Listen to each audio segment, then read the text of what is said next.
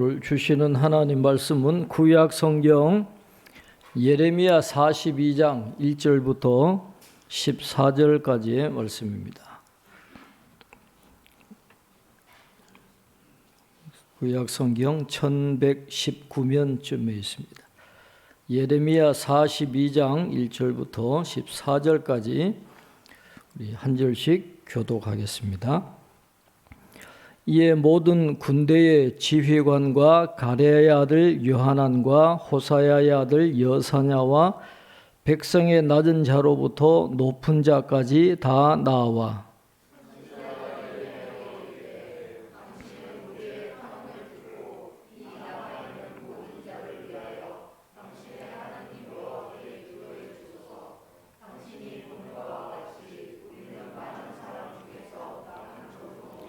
당신의 하나님 여호와께서 우리가 마땅히 갈 길과 할 일을 보이시기를 원하나이다.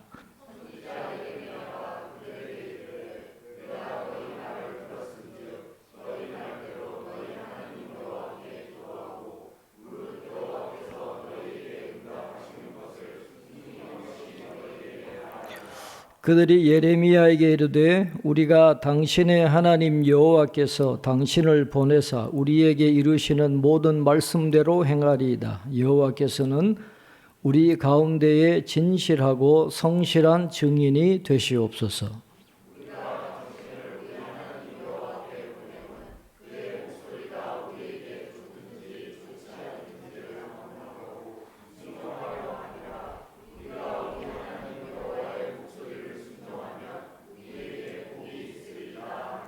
10일 후에 여호와의 말씀이 예레미야에게 임하니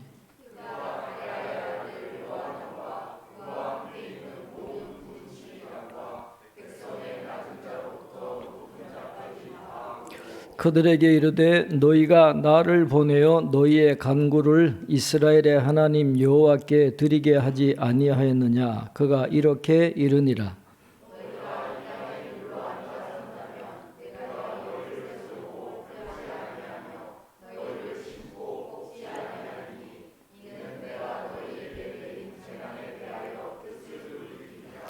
여호와의 말씀이니라. 너희는 너희가 두려워하는 바벨론의 왕을 겁내지 말라. 내가 너희와 함께 있어 너희를 구원하며 그의 손에서 너희를 건지리니 두려워하지 말라.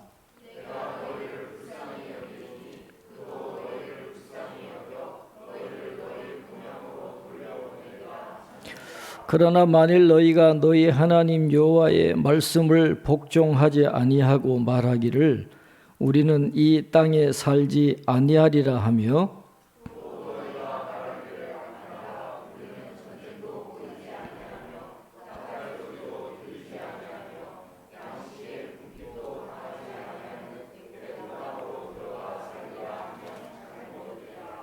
아멘. 교회 소식 주보를 참조해 주시기 바랍니다. 오늘은 대림절 둘째 주일입니다. 다음 주일에는 재직회가 있고 12월 달 한 달 동안에는 큐티 나눔을 방학하도록 하겠습니다. 재직회도 있고 공동회의도 있고 또 예결산 또 회의도 있고 또 특순 준비도 해야 되고 하니까 12월 한 달은 GQS를 방학을 하도록 하겠습니다. 다음 주에 재직회 21일에는 성탄절에 결혼 예식이 있어가지고 성찬식을 미리 21일 주일날 성찬식을 하고 성탄 감사 헌금도 21일날 드립니다. 그리고 28일에는 내년도 예산을 통과하는 공동의회가 있고 또 중요한 선거가 있을 예정입니다. 장로님 두 분을 선출하는 선거를 할 예정입니다. 그 교단 헌법에 보면 거기 세례 입교인으로 무흠 7년을 경과하고 40세 이상이 된 분들이 이제 장로 후보가 될 자격이 있는데 서리 집사는 1년에 한 번씩 교회에서 임명을 하죠. 당회에서 결의해가지고 임명을 하는데 안수 집사님, 권사님, 장로님들은 항존직이에요. 한 번 안수를 받으면 70 은퇴할 때까지 가는 거예요. 헌법에는 70살이 되는 마지막 12월 달까지 그 직분을 유지하는 것이 헌법에 되어 있는데 거기에 보면 장로님들은 이 권고 사임이 있고 또 자의 사임이 있어요. 권고 사임은 뭐 이분이 뭐 교회에 문제를 일으켜서 교회에 덕이 안 된다. 그래서 권고해서 사임할 때는 권고 사임이라 그러고 스스로 그 직분을 내려놓는 분은 자의 사임이라 그렇게 해서 당회에서 이제 결의해서 그렇게 되는데 장로 두 분이 몇 해 전부터 계속 장로 직분을 내려놓겠다라고 말씀하셔가지고 왜 항존직인데 왜 내려놓으시려고 그러냐. 하나님이 맡기신 직분인데 끝까지 하시면 좋겠다. 그렇게 제가 권면을 드렸었는데 이번에는 두 분이 다 좋은 뜻을 가지고 다른 분들이 좀 맡았으면 좋겠다. 자의 사임을 하신 거예요. 그래서 지난 가을 노회 때 우리 교회 장로님 두 분 청원할 수 있도록 선거 뽑을 수 있도록 노회에서 이제 허락을 받았습니다. 그래서 두 분을 뽑는 선거를 우리가 12월 28일 공동회의 때 해야 되니까 여러분들 기도하심으로 우리 교회를 잘 이끌고 가시고 헌신하실 수 있는 장로님들이 누가 계실지 기도하시면서 12월 28일 날 장로 선거에 하나님이 준비하신 인물들이 될 수 있도록 여러분 기도 많이 해 주시기를 바랍니다. 환우들 위해서 계속 기도해 주시고 우리 신우철 집사님 위해서 하나님이 끝까지 함께 해달라고 잘 치료될 수 있도록 기도해 주시고 우리 김상준 장로님 또 우리 어르신들 위해서 또 다행히 박 장로님 손녀 딸은 또 잘 치료해서 퇴원했으니까 잘 자랄 수 있도록 계속 기도해 주시기를 바랍니다. 지금 이제 예레미야서를 우리가 함께 묵상하고 있습니다. 예레미야는 고향이 아나돗이라 하는 곳인데 여기에는 수세기에 걸쳐서 많은 제사장 가문이 살았던 동네입니다.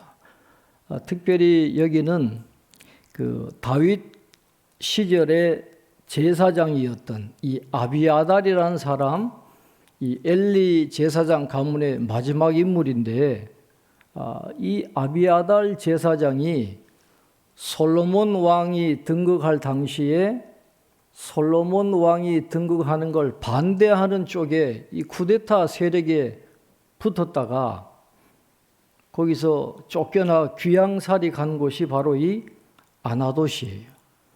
그러니까 이 예레미야 선지자의 아버지 hil기야라는 사람이 바로 이 아비아달 계통의 제사장이거든요. 그러니까 몰락한 제사장 가문에서 자란 사람이 바로 이 예레미야라는 사람입니다. 예루살렘에서 잘 나가는 그런 제사장 가문이 아니고 저 유배된 이 아나돗이라고 하는 마을에서 자라난 제사장 가문에서 자라난 이 예레미야를 하나님이 선지자로 부르셔가지고 40년 동안 선지자 사역을 하게 합니다. 요시야 왕 때부터 시드기야 왕을 거쳐서 포로기 때까지 40년 동안 이 망해가는 이 유다를 향해서 눈물로 열정으로 하나님의 말씀을 전했던 그 예레미야 선지자에 대해서 우리가 함께 말씀을 나누고 있는데 유다가 망하잖아요. 느부갓네살 왕에 의해서 유다가 망합니다. 그리고 이 바벨론 느부갓네살이 그다랴라고 하는 총독을 이제 이 유다 땅을 다스리도록 그다랴를 총독으로 세우게 되는데, 왕족인 이스마엘이라고 하는 사람이 이게 마음에 들지 않는 거예요. 왕족이니까 다시 바벨론을 쫓아내고 유다 왕국을 다시 세우려는 그런 생각을 하지 않고, 이 그다랴 총독 같은 경우에는 이 친바벨론 정책을 쓰니까 이게 마음에 들지 않는 거예요. 그래서 이 이스마엘이라는 사람이 아마 암몬 왕의 사주를 받았던 것 같은데 이 그다랴 총독을 암살을 하죠. 그리고 나머지 남은 유다 백성들을 이끌고 암몬으로 가려고 그래요. 이 소식을 들었던 이 요하난이라고 하는 사람과 나머지 군 지휘관들이 이 이스마엘 일행을 쫓아갑니다. 기브온에서 이 두 진영이 만나게 되는데, 이스마엘이 끌고 가던 남은 유다 모든 사람들이 다 요하난 쪽으로 가는 거예요. 이스마엘을 따라가지 않고 이 요하난 쪽으로 붙으니까 이스마엘은 8명만 데리고 그냥 암몬으로 떠나게 되고, 그 다음에 이 요하난과 군 지휘관들과 남은 유다 사람들은 이제 느부갓네살 왕이 세운 그다랴 총독을 죽여버렸으니까 분명히 우리에게 보복할 거다, 이 두려운 거예요. 물론 이스마엘이 죽였지만은 바벨론은 그런 내부 사정을 잘 모르잖아요. 어쨌든 바벨론이 임명한 총독을 죽였으니까 이 괘씸하니까 이 분명히 보복하러 올 테니, 야, 우리가 여기 있으면 안 되겠다, 애굽으로 내려가야 되겠다. 그래서 남은 사람들을 이끌고 애굽으로 내려가려고 생각을 하고, 지금 애굽으로 내려가다가 베들레헴 근처에 있는 게롯 김함에 머물렀을 때 이제 이 사람들이 예레미야 선지자에게 나와서 이야기하는 장면이 오늘 예레미야 42장까지의 내용이에요. 이 사람들이 지금 예레미야 선지자에게 와서 뭐라고 이야기합니까? 자, 우리 2절 3절 한번 보겠습니다. 2절 3절 우리 한번 같이 읽겠습니다. 선지자 예레미야에게 이르되 당신은 우리의 탄원을 듣고 이 남아있는 모든 자를 위하여 당신의 하나님 여호와께 기도해 주소서.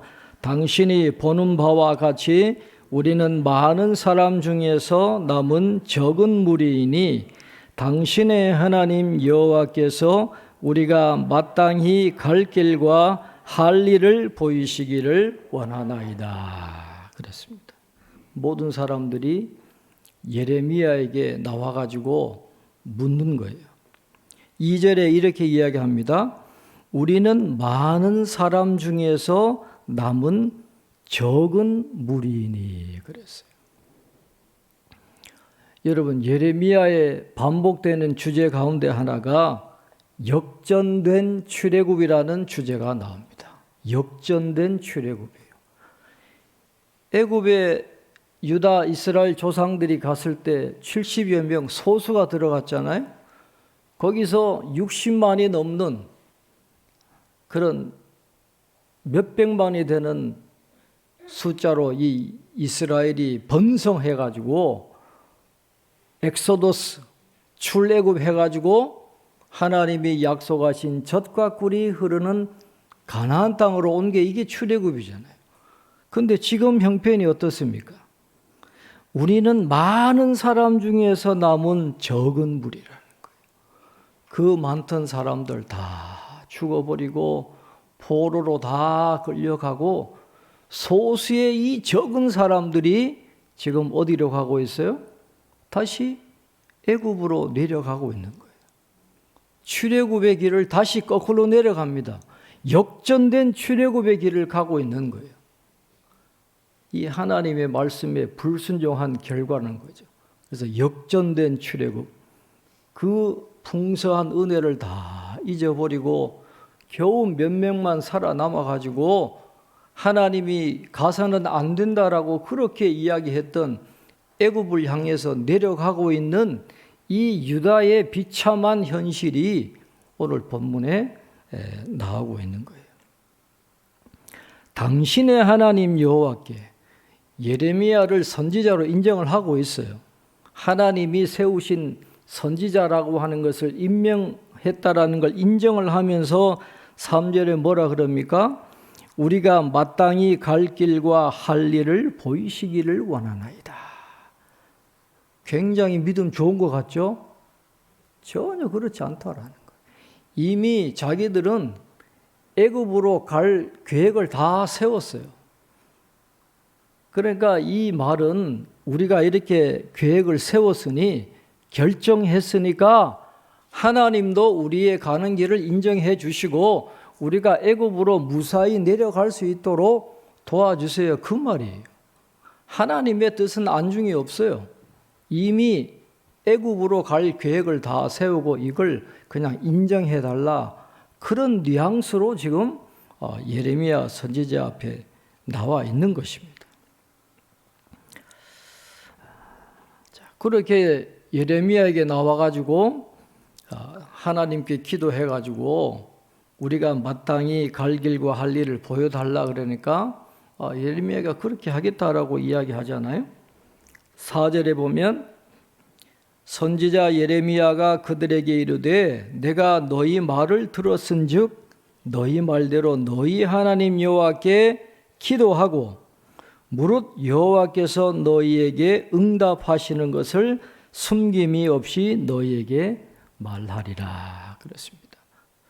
하나님께 기도하고 응답을 받는 것이 하나님의 뜻을 아는 가장 중요한 방법이에요. 지금은 이런 성경이 있지만 당시에는 이 신구약 성경이 없었잖아요. 계시가 완전하지 않았어요. 예레미야 선지자 당시 유다 백성들이 하나님의 뜻을 구하는 가장 좋은 방법은 뭐냐?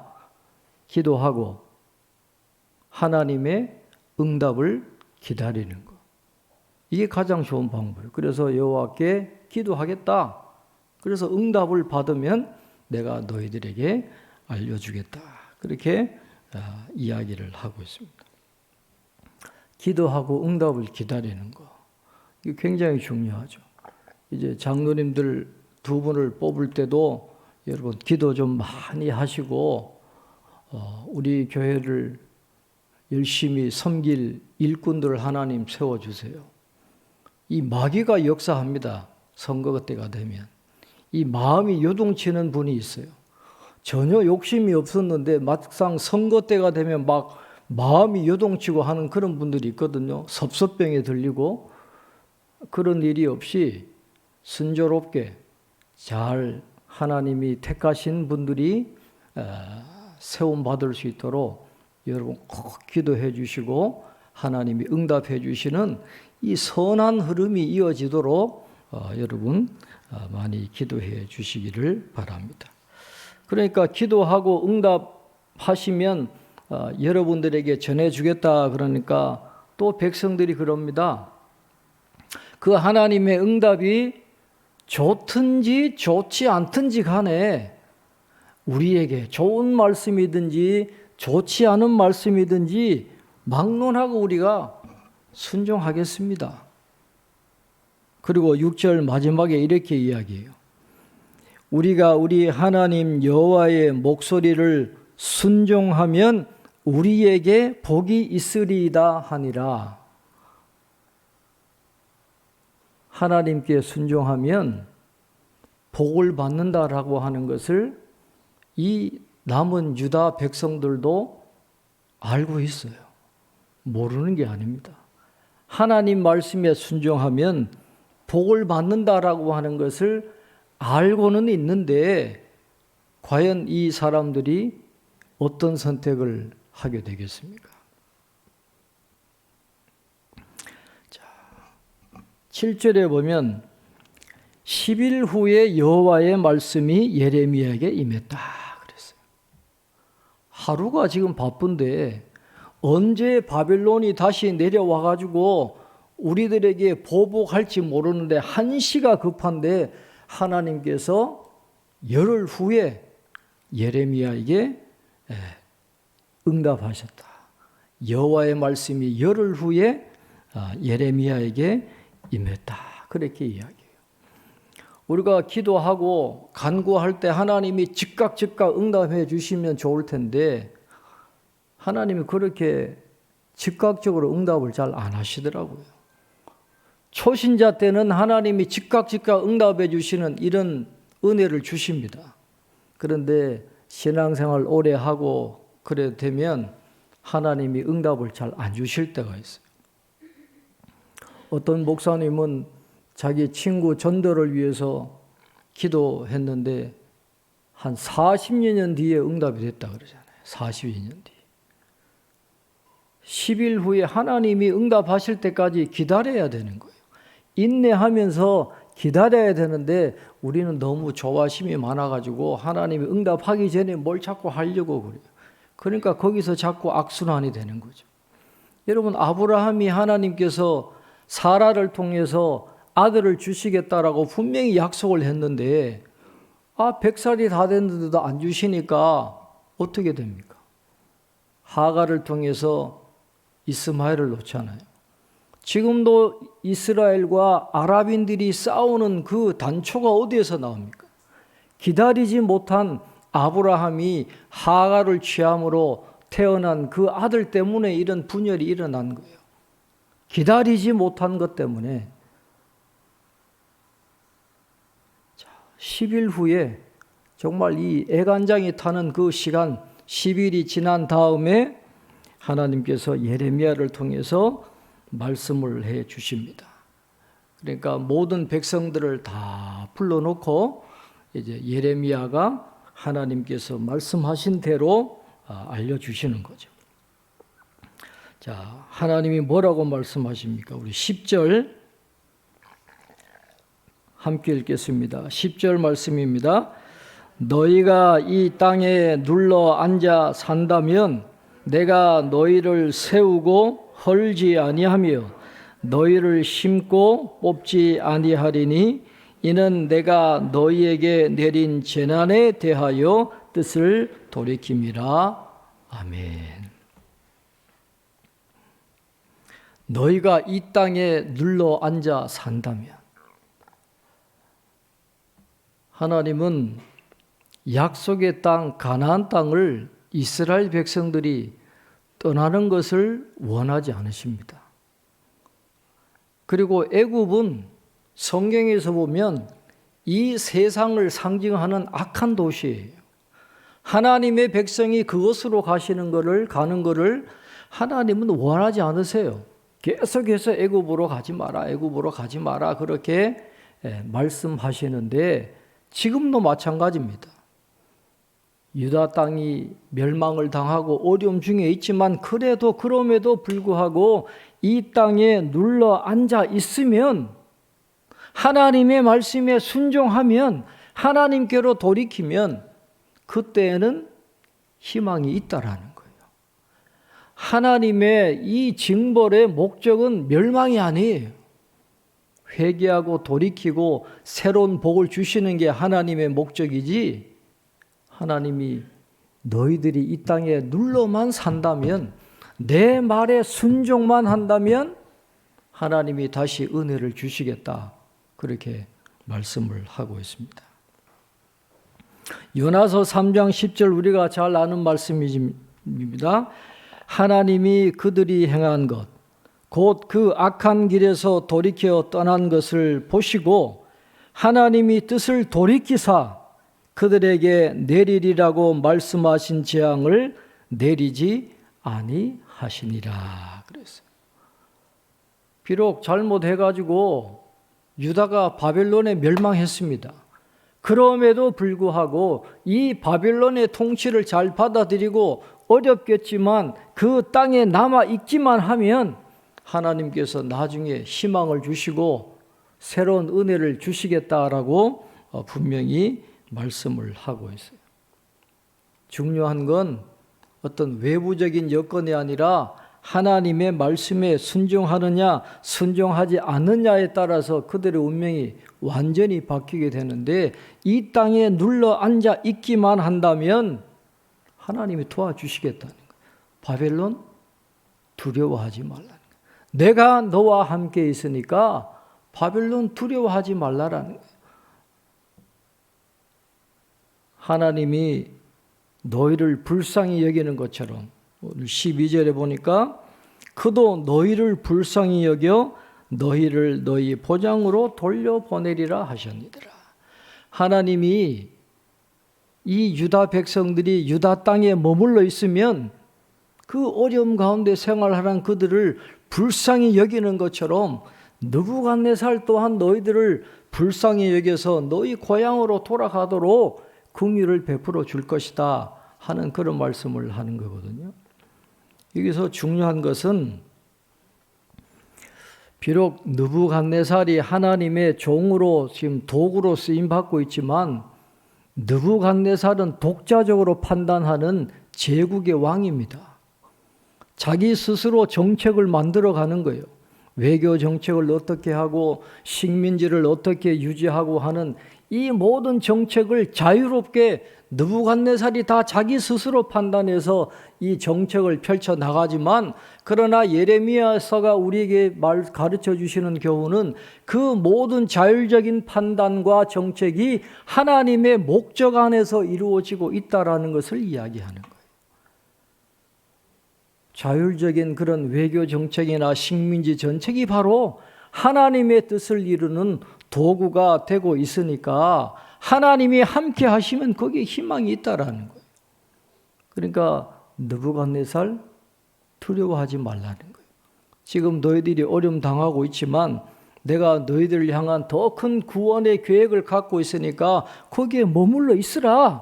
그러면 너희에게 새로운 축복이 임하게 될 거다 하는 말씀을 예레미야 선지자를 통해서 주고 계시는 것이죠.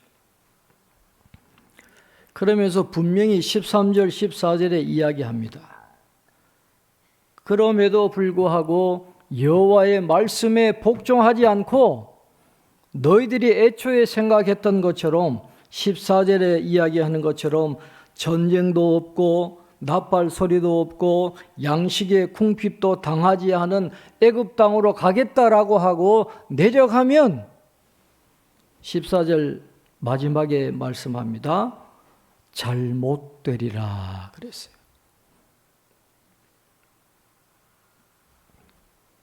자, 여러분, 이 요하난을 따르던 유다 백성들이 예레미야 선지자에게 나와가지고 우리를 위해서 기도해 달라 그랬잖아요. 이 사람들은 기도를 할 줄 아는 사람들이고 하나님께 제사 드렸던 그런 사람들이에요. 종교적인 모든 영적인 활동을 했던 그런 사람들인데 결국 순종하면 복을 받는다라는 걸 알지만 결국에는 하나님의 말씀에 순종하지 않고 애굽으로 내려갑니다. 여러분 한번 곰곰이 한번 생각을 좀 했으면 좋겠어요. 기도의 자리에 있고 제사 드리는 자리에 있고 예배의 자리에 분명히 있는 사람들이란 말이죠.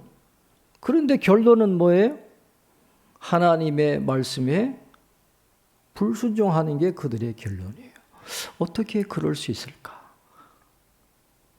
그들의 종교 활동이 과연 그들에게 무슨 의미가 있을까? 이걸 우리가 진지하게 한번 생각해 볼 필요가 있어요.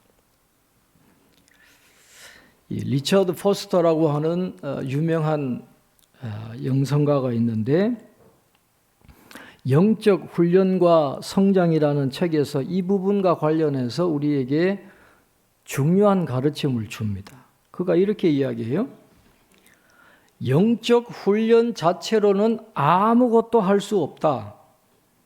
그것은 단지 무언가가 일어날 수 있는 자리로 우리를 이끌 뿐이다.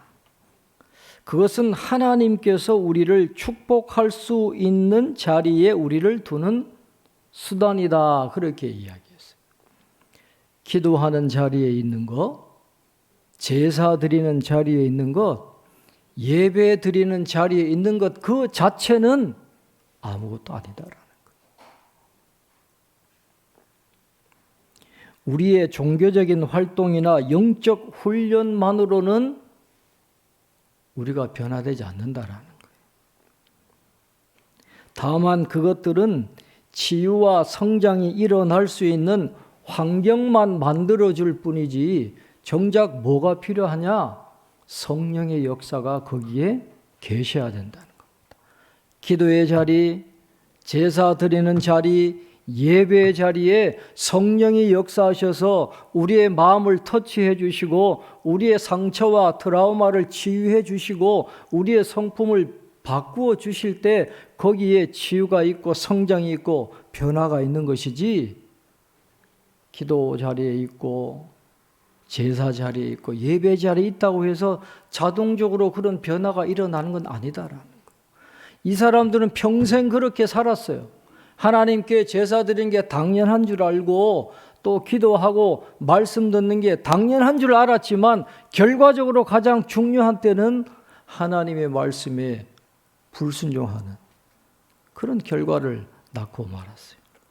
그래서 성경에서 늘 성령 충만하기를 원합니다. 성령이 임재하셔서 우리의 속사람을 강건하게 하시고 깨닫게 하시고 변화시켜 달라고 늘 기도하라고 말씀하시는 이유가 바로 거기에 있어요. 하나님이 우리의 마음을 만져주시고 성령이 우리를 이끌어가 주셔야 이게 변화가 되고 삶의 놀라운 열매가 맺히고 성령의 열매가 맺히는 것이지 우리 힘으로는 안 돼요. 목회하면 할수록 더 겸손해지는 것이 사람의 힘으로는 할 수 없다. 하나님이 해주셔야 돼. 하나님이 성령이 하셔야 된다. 결국 성령이 역사하지 않는 그들의 심령이 강팍해가지고 결국에는 애굽으로 내려갑니다. 그러니까 오늘 이 말씀을 통해서 우리가 다시 한번 하나님의 말씀에 순종하는 것이 하나님의 복을 받는 비결이라는 걸 다시 한번 확인하면서 성령께서 우리 안에 역사하셔서 주님이 이끄시는 곳으로 우리가 갈 수 있게 해주세요. 주님이 원하시는 삶을 살아갈 수 있도록 성령께서 우리의 마음을 이끌어 주세요. 그렇게 기도할 수 있기를 바라고 우리 환우들을 위해서 또 우리 선거를 위해서 하나님 앞에 간절히 기도하도록 하겠습니다. 주님 말씀하시면 함께 찬양하시고 우리 기도하겠습니다.